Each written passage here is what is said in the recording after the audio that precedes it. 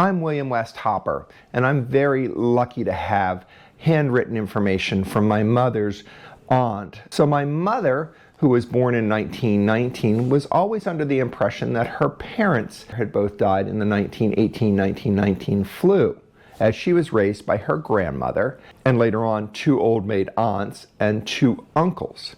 It wasn't until one of the uncles died in 1939 that she found out he was actually her father. There was always a hole in my mother's life, not knowing who her mother was.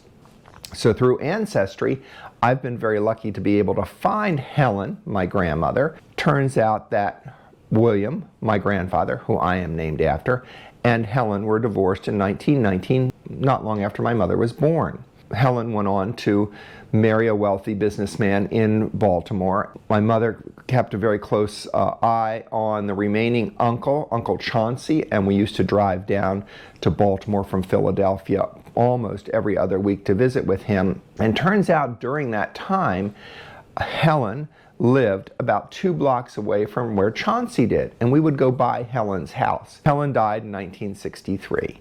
So the story that I'm interested in finding out more about through the 1950 census is Helen. So continuing the story, let's find out more about Helen, where Helen lived, about Helen's husband, about my mother, and of course about my father's family too, which is interesting because I've gotten to know my half-sister through Ancestry.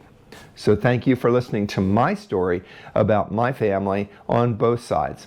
To me, it's kind of interesting, and I've really enjoyed putting the pieces of this family puzzle together, finding some of the stories that kind of made me smile and some that didn't.